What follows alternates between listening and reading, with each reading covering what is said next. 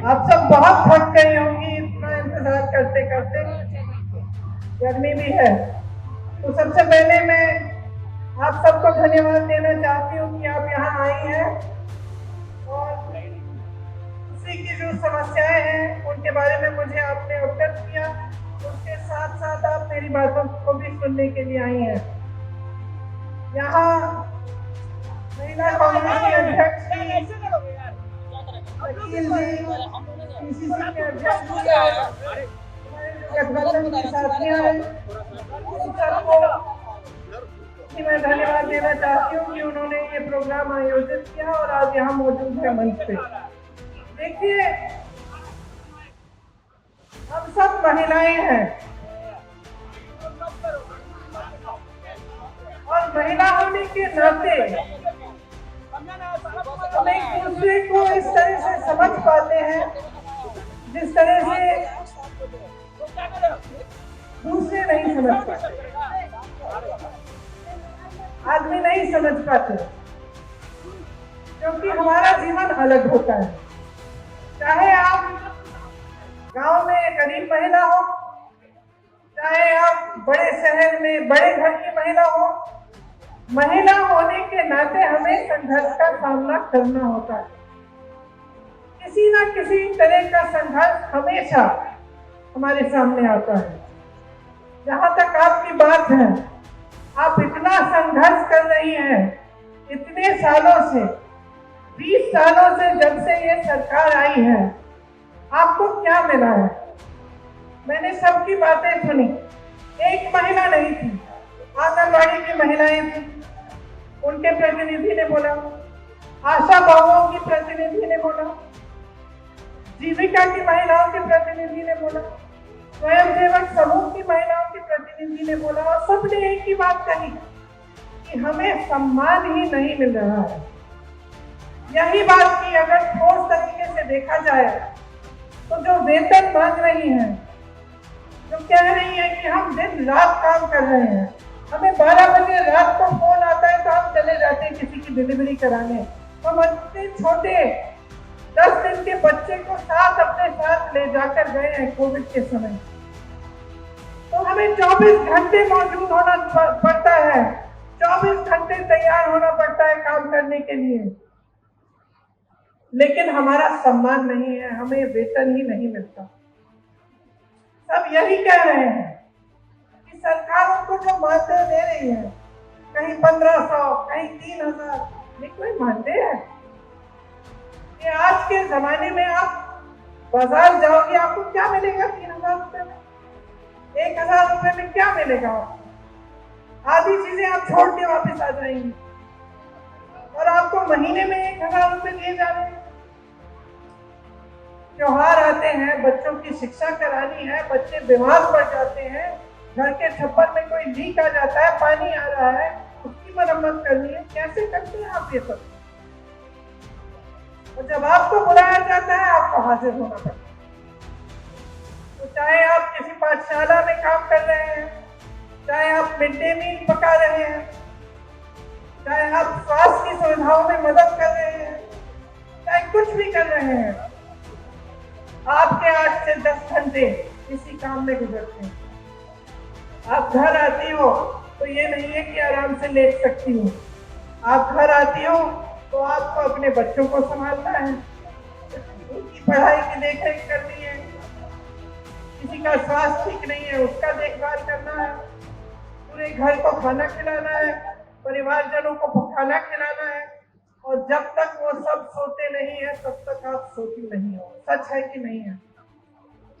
सच है ना? तो ये समाज और ये जो सरकारें हैं, ये आपका सम्मान क्यों नहीं करती?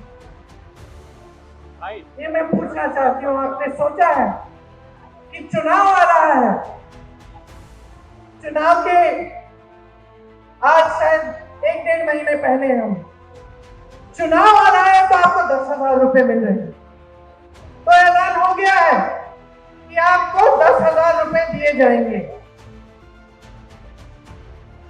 20 सालों से यहां कौन सरकार में रहा? 20 सालों से किसने नीतियां बनाई? 20 सालों से ये 10,000 रुपए आपको क्यों नहीं दिए? अब चुनाव आ रहा है तो उन्हें कह दिया कि 10,000 रुपए आपको मिलेंगे, लेकिन ये नहीं कह रहे कि हर महीने मिलेंगे। ये नहीं कह रहे कि आपका मानदेय 10,000 रुपए हो जाएगा, कि उसको बढ़ाकर हम आपको 10,000 रुपए देंगे। ये सिर्फ ये कह रहे हैं कि अब बड़ी संख्या में हम महिलाओं को 10,000 रुपए दे देंगे। क्यों? ताकि आप अपना वोट उनको दें। सिर्फ एक ही मकसद है, एक ही नियत है। महिला पर क्या बीतती है?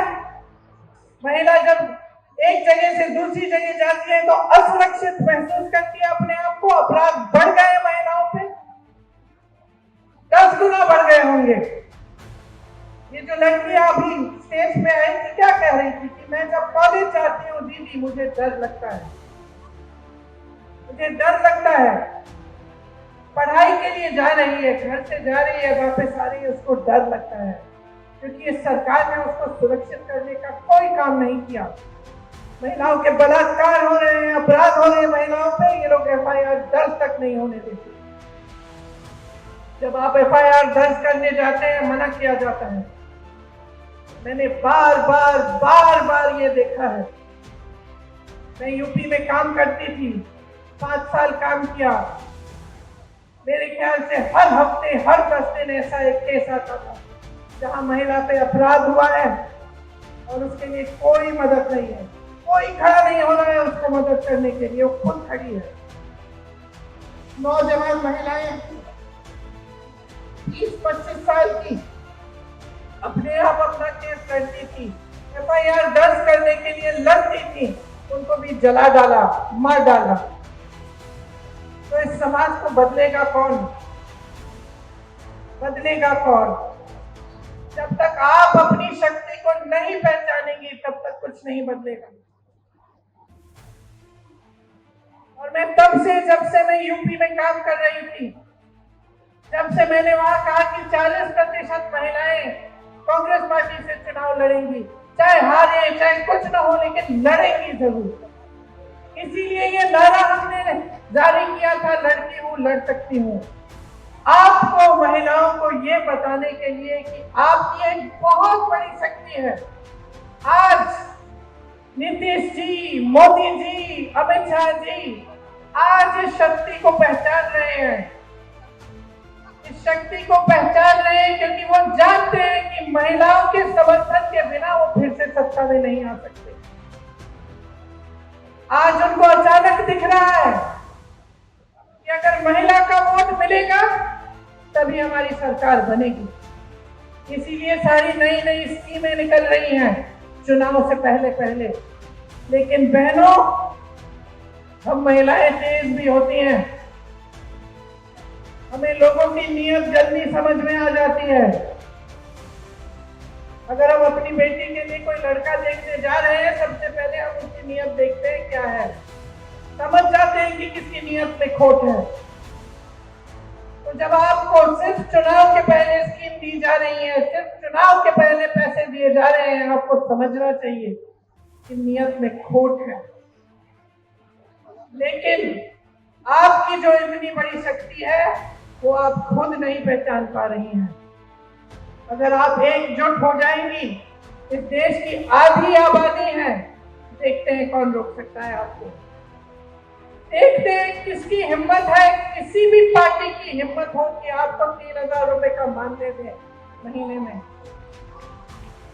आप एकजुट हो जाइए, खड़े हो जाइए और अपना हक मांगिए, अपना अधिकार मांगिए, अपनी शक्ति को पहचानिए कि मैं महिला हूँ, इस देश की आधी आबादी हूँ, ये देश मेरे बिना स्वतंत्र भी नहीं हो सकता था। अगर इस देश की महिलाएं उस समय नहीं जागी होती, अगर वे स्वतंत्रता संग्राम में इकट्ठे होकर लड़ती नहीं, तो हम आज स्वतंत्र भी नहीं होते। तो हाँ, समाज और सरकार को पहचानने की जरूरत है कि हमारी शक्ति क्या है, लेकिन हमें खुद पहचानना पड़ेगा कि हमारी शक्ति क्या है।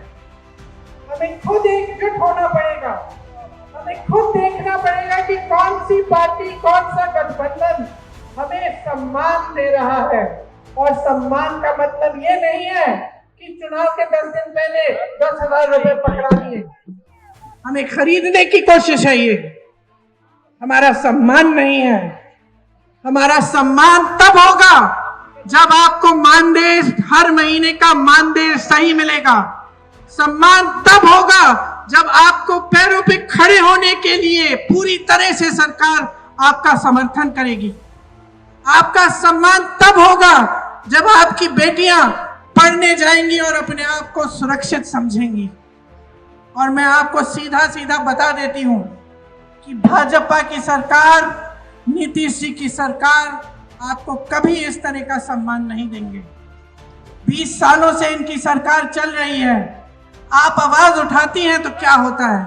यहां मंच पे कहा, आप आवाज उठाती हैं तो आपका मुंह बंद किया जाता है। पुलिस आ जाती है आपको पीटने, आपको गिरफ्तार करने के लिए। क्यों? अपराध कर रही हैं आप। अपराधियों को तो गिरफ्तार नहीं किया जा रहा है, लेकिन आप आवाज उठा रही हैं, आप अपना हक मांग रही हैं। आप कह रही हैं कि मैं 8 से 10 घंटे काम करती हूं, मुझे ये 1,000 1,500 रुपए का मानदेय, ये 3,000 रुपए का मानदेय स्वीकार नहीं है, मुझे सम्मानजनक मानदेय दो। तो आपको पीटा जाता है, आपको पकड़ के थाने ले जाया जाता है। ऐसी सरकार कभी आपका सम्मान नहीं कर पाएगी। हमारे गठबंधन ने तय किया है कि जो जरूरतमंद महिलाएं हैं उनको 2,500 रुपए हर महीने मिलेगा। आपके मानदेय की बात हम सब अच्छी तरह से समझ रहे हैं और आपके मानदेय को बढ़ाने के लिए, आपके सम्मान के लिए हम सब काम करेंगे। आपने यहां मंच पे कई महिलाओं ने अपने बच्चों की स्वास्थ्य की बात की। हमने तय किया है कि जिस तरह से कांग्रेस की सरकार ने राजस्थान में 25 लाख का स्वास्थ्य बीमा जारी किया था, उस तरह से बिहार में हम उसे लागू करेंगे। इसका मतलब है कि 25 लाख रुपए तक कोई भी स्वास्थ्य सुविधा, चाहे वो सर्जरी हो, दवा हो, कुछ भी हो, वो आपको मुफ्त में मिलेगी।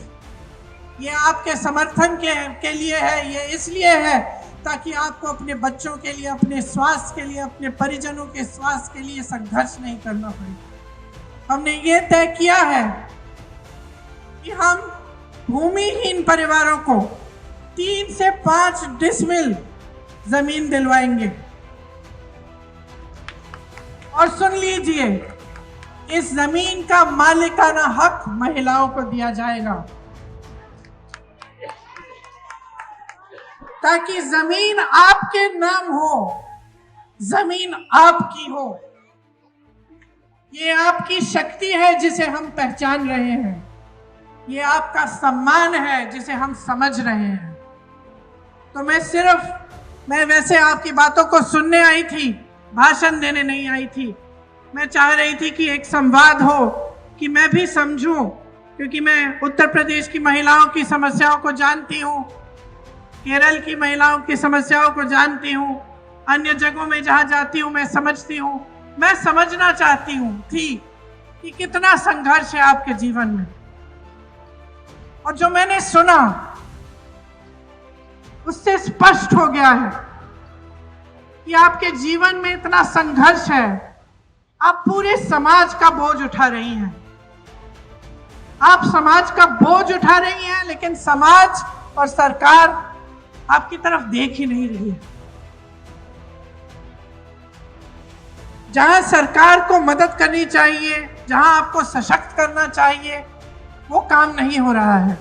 एक बहन ने रोजगार की बात की, कहा कि यहाँ से तमाम लोग पलायन करके चले जा रहे हैं। इसका मतलब है आप अकेली रह जाती हैं, अकेली सभी संभालती हैं। जो पैसा आता है उससे खर्चा हो जाता है, ऊपर से आप आशा बहुएं हैं, आंगनवाड़ी हैं, आप ये सब काम कर रही हैं, जीविका का काम कर रही हैं, और फिर भी संघर्ष है, अकेली रह रही हैं। तो इतना संघर्ष है, इतना बोझ उठा रही हैं आप, क्या इस बोझ को पहचानना नहीं चाहिए? नेताओं को, सरकारों को क्या आपको नकारा जाना चाहिए? क्या ऐसी बात होनी चाहिए कि भाई चुनाव आ रहा है, चलो अब महिलाओं के लिए जल्दी जल्दी एक स्कीम निकाल देते हैं, 10,000 रुपए पकड़ा देते हैं, हमें वोट मिल जाएगा? क्या ये सही है? मैं सिर्फ ये कहना चाहती हूं कि अपने अंतर्मन में झांको, देखो जीवन क्या है आपका। आप जी रही हो, आप संघर्ष कर रही हो, आप अनुभव कर रही हो। ये मेरी बहन वर्दी पहन के खड़ी है, पुलिसकर्मी है। क्या इसका संघर्ष कम है? कम नहीं है। जितना आपका संघर्ष है उनका संघर्ष है।